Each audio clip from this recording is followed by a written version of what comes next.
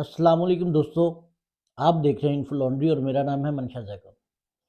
جیسا کہ اس سے قبل میں نے اپنی ویڈیو میں بتایا تھا کہ ہم یہودی جو لوگ ہیں یا اسرائیلی جو ہیں، ہم آپ کو پوری ان کی بیک گراؤنڈ بتائیں گے، یہ کہاں سے شروع ہوئے اور اب ان کے کیا حالات ہیں۔ تو اس سلسلے میں پارٹ 1 ہم کر چکے ہیں اور اس سے آگے شروع کرتے ہیں۔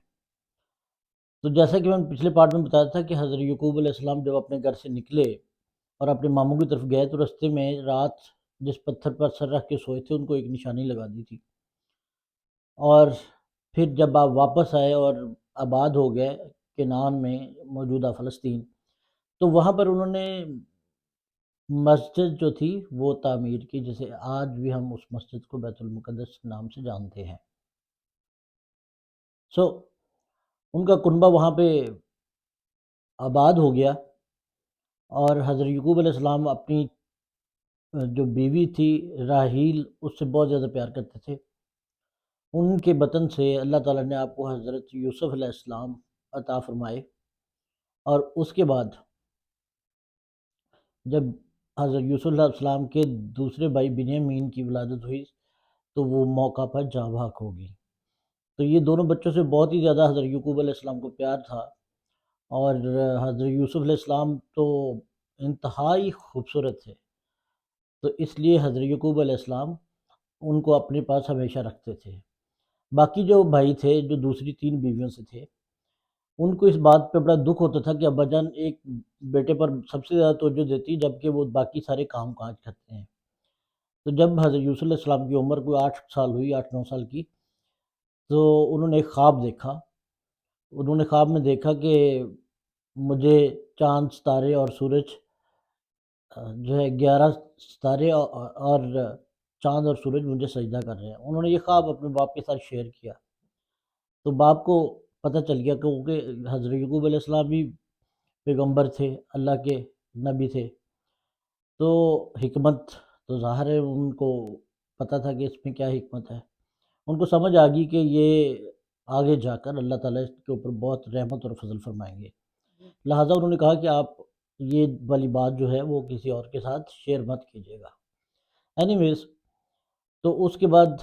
باقی بھائیوں نے جب دیکھا کہ بنیامین جو حضرت یوسف علیہ السلام کے حقیقی بھائی تھے اور حضرت یوسف علیہ السلام دونوں کو بہت زیادہ محبت ملتی تھی، جبکہ باقی فیل کرتے تھے کہ ان کو اگنور کیا جاتا ہے، تو انہوں نے ایک دن مل کے ایک سازش کی کہ ہم کیوں نہ ان کو حضرت یوسف علیہ السلام کو جو ہے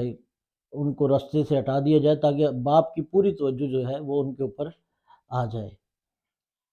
تو چاہے وہ نبی کی اولاد تھے لیکن اسرائیلی تھے اور یہودی تھے، یہودی تو آگے چل کے بنے تھے، تو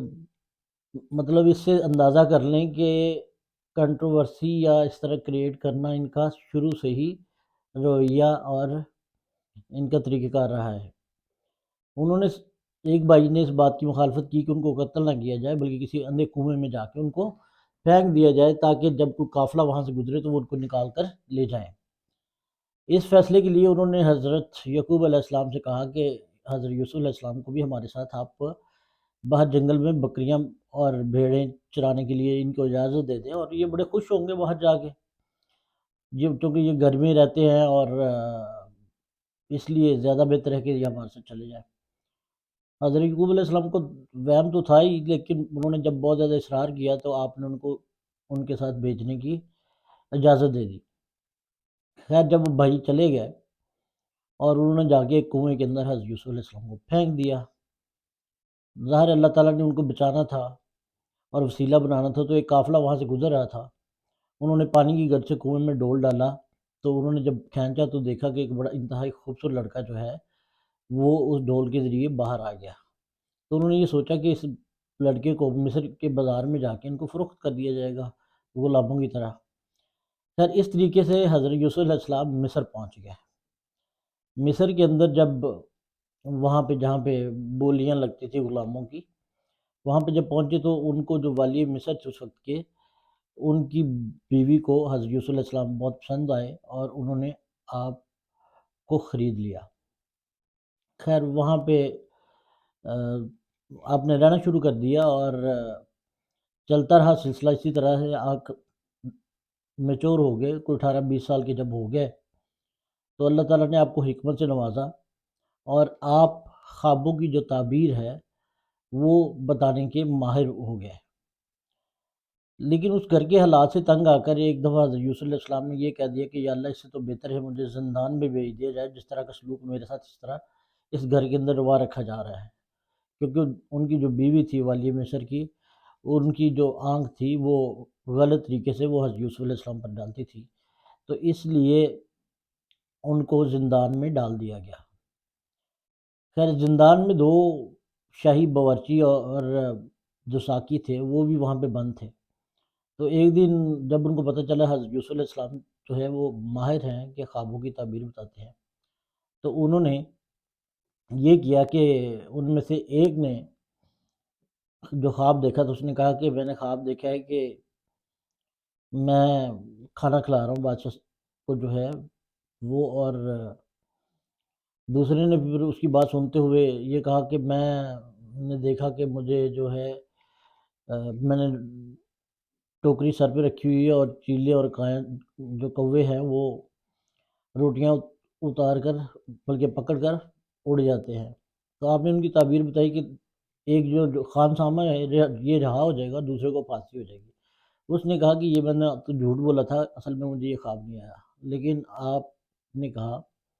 آپ علیہ السلام نے کہا کہ اب چونکہ تم نے یہ بات کہہ دی ہے لہٰذا یہ ایسا ہی ہوگا۔ خیر، وہ وہی ہوا۔ اس کے بعد چلتے چلتے چلتے ایک دفعہ جو فرعون تھا اس نے خواب دیکھا اور انہوں نے تمام کہانوں کو بلایا۔ خواب وہی تھا جو آپ لوگوں نے بیسیکلی اس میں سنا ہوا ہے کہ وہ جو 7 گائے تھیں موٹی تازی تھیں اور 7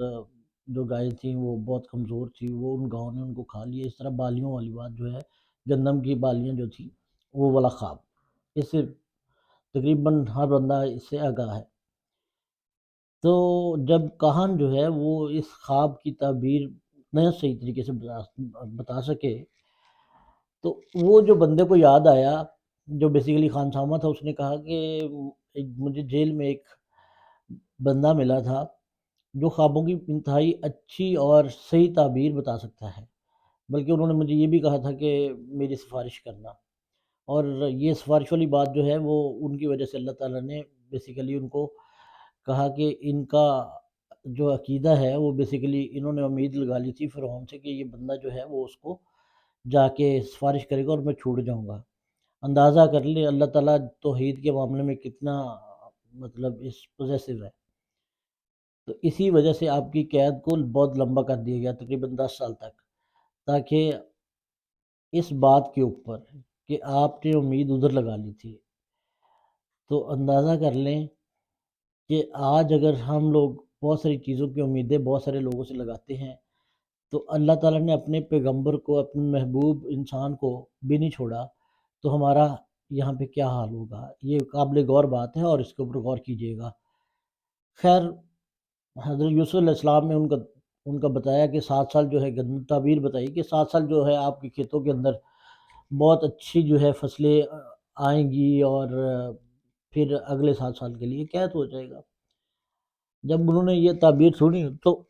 انہوں نے کہا کہ آپ میرے پاس ہی آ جائیں، تاکہ آپ کو اگر یہ ساری چیزوں کا پتہ ہے تو آپ میری ہیلپ کریں اس میں، اور اس چیز کو مینج کریں کہ کس طرح ہم قید سے بچ سکتے ہیں۔ خیر، قحط آیا، قحط گزر گیا، اور جب قحط کے دوران ارد گرد کھانے کو کچھ نہیں مل رہا تھا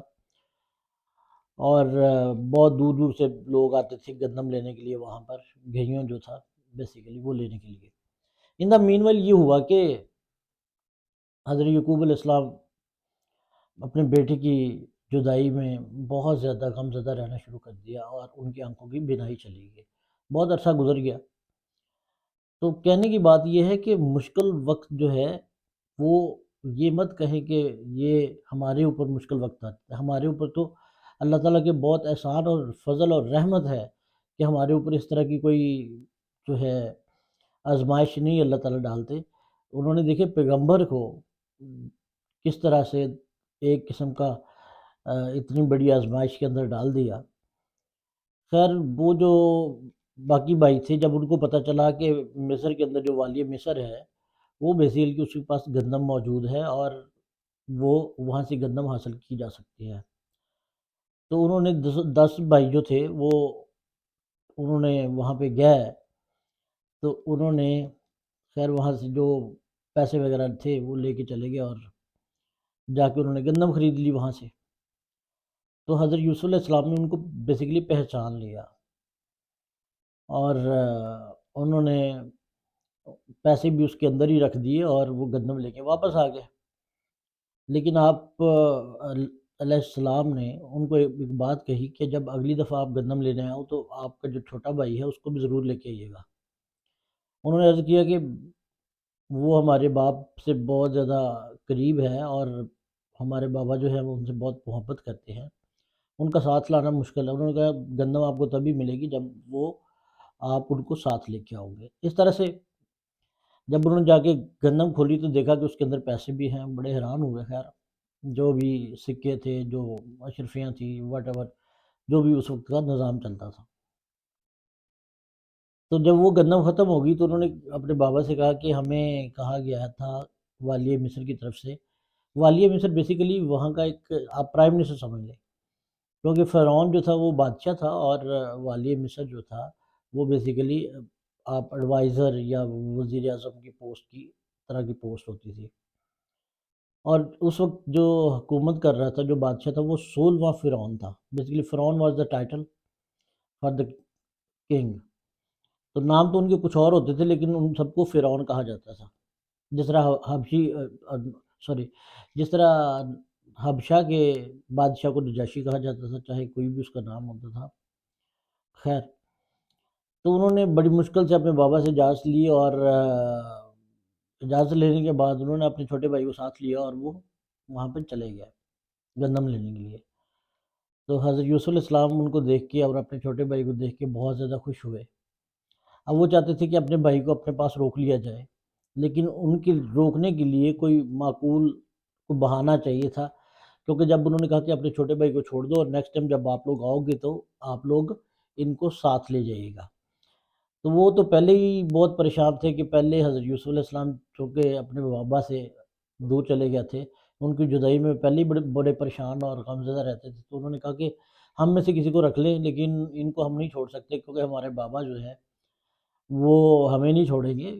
کیونکہ وہ پہلے ہی ہمارا ایک بھائی گم ہو گیا تھا۔ خیر باتوں ہی باتوں میں انہوں نے پوچھنا شروع کر دی کس طرح گم ہوا تھا۔ خیر انہوں نے کہانیاں گڑھی ہیں، اور پھر آپ کو ایک تدبیر سوجی۔ آپ نے بیسیکلی جو کاسا تھا جس کے ساتھ گندم دی جاتی تھی وہ ان کی بوری میں رکھ دیا، اور بنیامین کو تو خیر آپ نے سارا بتا دیا، ان کے سامنے اپنی اصل حقیقت بتا دی کہ میں کون ہوں۔ تو جب وہ شہر سے باہر نکلے تو پیچھے سے ہرکارے آئے اور انہوں نے کہا کہ آپ نے ہمارا وہ کاسا چوری کیا ہے۔ تو انہوں نے کہا نہیں یہ نہیں ہو سکتا، بادشاہ جو تھے، جو والی مصر ہیں، انہوں نے ہمارے ساتھ اتنا اچھا سلوک کیا، اور یہ کیسے ہو سکتا ہے کہ ہم ان کی چوری کریں۔ خیر تلاشی لینے پر وہ کاسا جو تھا وہ حضرت بنیامین کی جو گندم کی بوری تھی ان میں سے نکل آیا، اور اس وقت معروف طریقے کے مطابق ان کو اپنے بھائی کو وہاں چھوڑنا پڑا۔ تو جب وہ واپس گیا تو انہوں نے جب کے بابا کو ساری بات بتائی، تو حضرت یعقوب علیہ السلام تو پہلے ہی بہت زیادہ غمزدہ تھے، اب بنیامین بھی ان سے دور ہو گئے، تو انہوں نے کہا یہ تم لوگوں نے میرے اوپر بہت زیادہ ظلم کیا ہے۔ خیر اس کے بعد تیسری دفعہ جب گندم لینے گیا تو انہوں نے جا کے ساری حقیقت بتائی، اور کہ اس طرح ہمارے بابا بہت پریشان ہیں، تو ان کو پلیز ہمارے ساتھ بھیج دیجیے۔ لیکن انہوں نے حضرت یوسف علیہ السلام نے ان سب کے اوپر جو تھی وہ اپنی حقیقت جو تھی کھول دی کہ میں کون ہوں۔ خیر وہ بہت شرمندہ ہوئے اور انہوں نے بہت زیادہ معذرت کی۔ پھر حضرت یوسف علیہ السلام نے کہا کہ یہ میرا کرتا لے جائے اور یہ جا کے بابا کی آنکھوں پہ لگائیں تو ان کی بینائی آ جائے گی۔ انہوں نے ایسے ہی کیا، گندم بھی لے گئے اور جا کے کرتا دیا، اور وہ وہاں پہ ان کی بینائی واپس آ گئی۔ اب پھر یہ ہوا کہ حضرت یوسف علیہ السلام نے کہا کہ آپ لوگ ایسے ہی کر رہے کہ آپ سب لوگ وہ فلسطین کو، یروشلم کو چھوڑ کر، یا کنعان بیسیکلی ان کا پرانا نام ہے، اس کو چھوڑ کر یہاں پہ آ کے میرے ساتھ سیٹل ہو جائے۔ تو قصہ مختصر یہ کہ حضرت یعقوب علیہ السلام اور باقی جو مال و اسباب تھا اور باقی ساری اولاد جو تھی. ایک روایت کے مطابق 80 لوگ اور ایک اور روایت کے مطابق 93 لوگ، جو بیسیکلی وہ سارے خاندان کے لوگ تھے، وہ جاتے ہیں مصر کو. مصر میں جا کے حضرت یوسف علیہ السلام نے ان کو شہر کے باہر ایک بہت بڑی گھر اور حویلیاں بنا دیں تاکہ وہ وہاں پہ سیٹل ہو سکے. اور وہ جو خواب تھا، جب حضرت یعقوب علیہ السلام وہاں پہنچے تو انہوں نے دیکھا کہ 11 بھائی اور ان کا جو باپ ہے وہ بیسیکلی انہوں نے ان کے تعظیماً سجدہ کیا. اس وقت تعظیماً سجدہ کرنا ممنوع نہیں تھا، تو وہ خواب بھی اس طرح سے سچا ہو گیا. خیر وہ زیادہ وہاں پہ سیٹل ہو گیا، اور سیٹل ہونے کے بعد سلسلہ چلتا رہا یہاں تک کہ حضرت یعقوب علیہ السلام جو ہے ان کی جو ہے وہ ان کی وفات ہو گئی، اور انہوں نے وصیت کی تھی کہ مجھے میرے آبائی جو گھر ہے یا جو شہر ہے وہاں پہ مجھے دفن کیا جائے. تو حضرت یعقوب علیہ السلام کی وصیت کے مطابق پھر ان کو جو موجودہ الخلیل سٹی ہے، جس کو ہبرون بھی کہتے ہیں یہودی جو ہیں جوز، وہاں پہ ان کو ان کی قبر کو وہاں پہ ان کو دفن کر دیا گیا. تو یہ سلسلہ اس طرح آگے چلتا رہا، اور اس کے بعد حضرت یوسف علیہ السلام کی بھی وفات ہو گئی، اور جو باقی بھائی تھے وہ وہاں سیٹل رہے. ان میں جو 2-3 نمایاں تھے، ان میں ایک کا نام لاوی تھا، ایک کا نام یہودا تھا. ان کی آگے جا کے پھر اس طرح سے نسل آگے چلتی رہی. تو دوستو یہ اسرائیل والے جو تھے وہ وہاں پہ جا کے یہ سارے اسرائیلی کہلاتے تھے. تو وہاں پہ جا کے یہ سیٹل ہو گئے اسرائیلی جتنے لوگ تھے. تو اس سے آگے کیا ہوا وہ انشاءاللہ نیکسٹ ویڈیو کے اندر آپ کو بتایا جائے گا کہ اس کے بعد اسرائیل کی قوم کس طرح سے بڑی پھولی، اور پھر وہ وہاں سے کس طرح سے نکلے، فرعون نے کیوں ان کے اوپر ظلم کیا، اور پھر حضرت موسیٰ علیہ السلام کس طرح سے ان کو نکال کے وہاں سے لے گئے. تو اس کے لیے انتظار کیجیے گا، اگلی ویڈیو کے اندر انشاءاللہ بہت تفصیل سے پھر آپ کو اگلے واقعات بتائے جائیں گے. بہت شکریہ.